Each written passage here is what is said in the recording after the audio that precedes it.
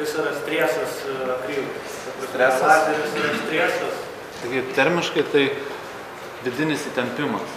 Nes kas gaunasi, kad kaip jau gauni lazerių, atsiranda temperatūros, ar ne, aukštos. Ir principe medžiaga, jinai molekuliniam lygmenį kažkaip susijungia kitaip, negu jinai turėtų būti. Tada tas, norint išvengti to streso, nes tas stresas, tai reiškia, kad ten, įsivaizduokim, molekulės susikabinusios ir jos ant didelės labai įtampos vieną kitą laiką. Ir kada, pavyzdžiui, užtepa klijų arba kažkaip kitaip ten paveikia, gaunasi, kad staigiai jos atitrūksta ir, tie vadinami krekai lieka suskaldinti. Tam yra, bet čia galioja nebūtinai akrilai, čia daugumai plastikų. Tam yra daromas taip vadinamas anilingas arba, taip sakykime, mūsų terminologija būtų atkaitinimas. Tai aš gal paprašysiu Manfredo, kad biškelį paaiškintų, kaip yra daromas anilingas, nes iš principo anilingo proceso pobūdis yra toks, kad pakankamai greitai yra užkeliama temperatūra ir paskui jinai po truputį leidžiama. Kreivė jinai gaunasi, jeigu taip žiūrint, į viršų toks ragelis ir, atsiprašau, į viršų palaikoma tam tikrą laiką ir tada nuvažiuoja žemyn. Manfred, could you explain about annealing process on the board? So, how it should be worked? I know, but I do not know exactly time, exactly temperature, and to anneal the stress material, you need a circulation oven. Visų pirma, reikalinga krosnis su oro apykaita. For the temperature, what you need, temperature is T, tam, kad išvengti tų streso, 70 degrees, cast, 80 degrees. Taip, didesnis ar mažesnis? Ekstruzijos būdu pagaminti medžiagai reikalinga 70 laipsnių temperatūra, o liejimo būdu 80 laipsnių. For example, you have 3 mm thick material.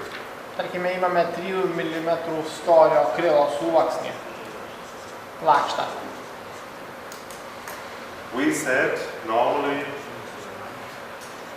3 hours extruded by 70 degrees in the oven.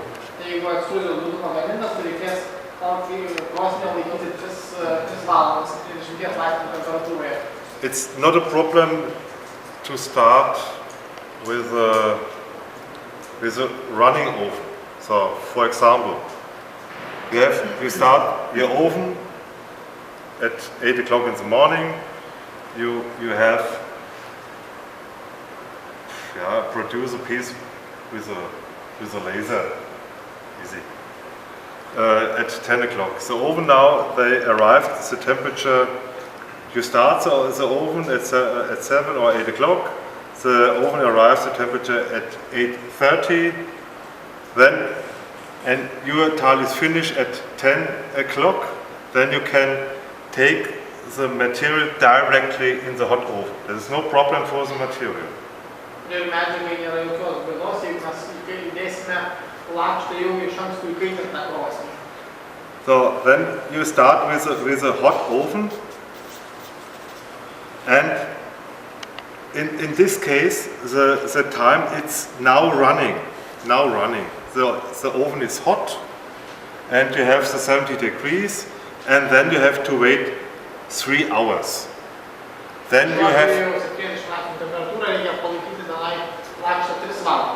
you have switch off the oven. This is the best way. After the 3 hours, leave the pieces in the oven, and it's cool slowly down the temperature. Slowly down. Also, hot oven means 70 degrees, 3 hours, and then cool slowly down around 25 degrees room temperature. Then you can put it out.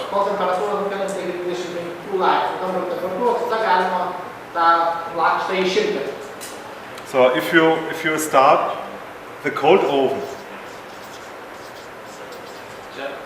papasakoti, ką tik supaprastinti variantą, karštą orkaitę, grubiai sakant, įkiši, pakaitini ir palieki ir nukrenta, reiškia, temperatūra.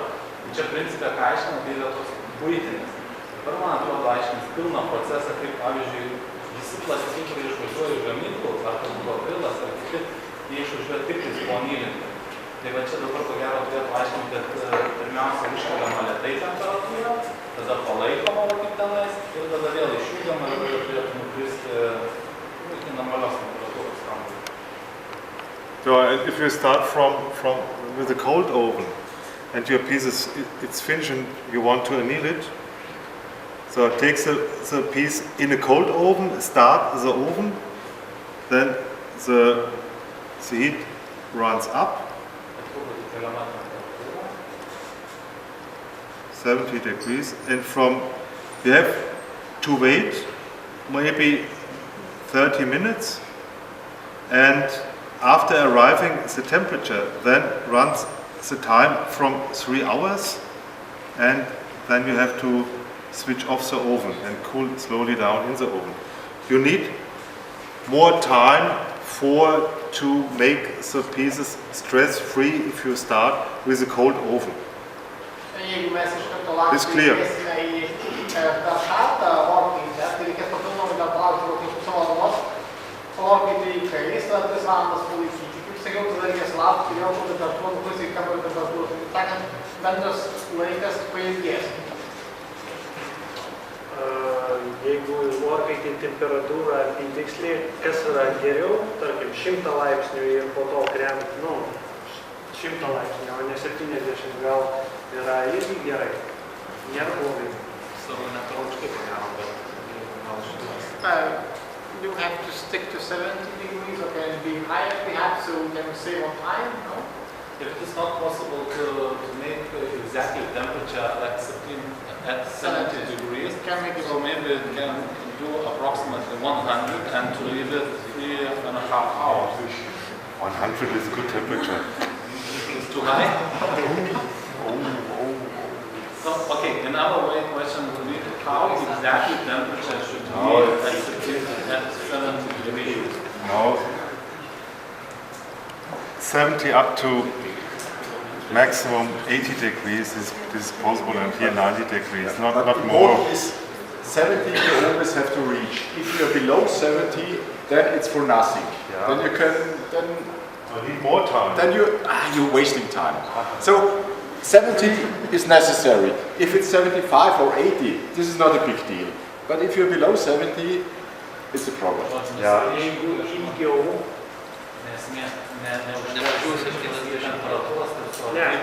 gerai, 70, išsiaiškinam, nuo 70 iki 80, bet jeigu mes trieduką laikom 3, vietoj 3 valandų 5 valandas. Tai 2 valandas šalto orkaitė laikysi, tai iš principo, Tai jeigu, tarkim, palikai per naktį, jeigu 8 valandas laikysi, ar blogai?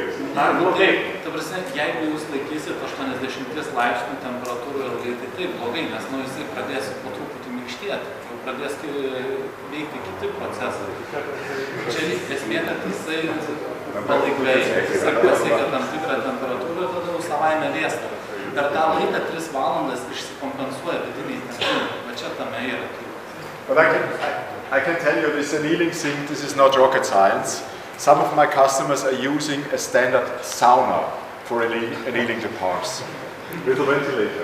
Of course, you need a ventilator. You need a ventilator to circulate the air, but you do not need a special annealing oven. A sauna is enough because 70-80 degrees you will achieve in a sauna very easy. Then you took a ventilator to get an air circulation inside. That's enough. That works. We have this experience. Apkaitinimas nėra kažkas tokio super sudėtingo. Turiu pavyzdžių, kai žmonės pasiema įkaitintą sauną, bet svarbu, kad ten vaikščiotų oras. Ir ten reikia pasiekti tinkamą temperatūrą ir tokiu atveju galim išsiversti ir be krosnis. Tai daryti orkaitę saunoje. Svarbu, kad būtų tik tai oro cirkuliacija. Iš esmės, ką jie rekomenduoja, tai daryti, bet čia nebūtinai, sakykime, šitie mūsų kolegos apskritai apdirbimai yra rekomenduojamas iš esmės visiems plastikams tas vadinamas apkaitinimas. tai tada bus praktiškai 100%, kad nebus kažkokių trūkumų, nu ne 100, aišku, bet sumažinti tad gerokai tikimybę, kad nebus jokių įtrūkimų, jokių ten įskilimų ir taip toliau. Bet, nu, realiai gyvenime mes žinom su kolegom iš savų klientų, nu, nieks nedaro to anylinimo. Arba jį daro tada, kada jau išsivarto detalė ir ten, tarkim, nu, yra tam tikrų plastikų, kurie tiesiog negali būti apdirbiami be to anylinimo. Tai, žodžiu, šiaip gamintojai klijavimui ir vat, visiems tiems dalykams jie formaliai rekomenduoja šitą padaryti, atkaitinimą. Kokį jūs padarysit, ar ten nu, labai profesionalų, ar ten tiesiog į karštą orkaitę įdėsit ir palaikysit ir atleisit, tai čia jau kaip ir jūsų reikalas. Bet principiai, jeigu atsirastų klijavimo metu kažkokie įtrūkimai, brokai, pirmas klausimas būtų tada, ar buvo darytas atkaitinimas, anylinis. Jeigu jis nebuvo darytas, sorry, tada nebepriimamas yra brokas. Jaunama detalė žmonių ir lankstoma, nebuvo dėta į kaitinimo aparatą, nu, kaip daro stavelis. Stavelis daro. Čia nereikia daryti. Nekaitinimas, jo, bet realiai neįtrūkinėja nieko. Tai čia vėlgi veikia kitas procesas. Čia jau yra nu, medžiaga, jinai pasiekiama arti savo, kaip čia minkštėjimo temperatūros.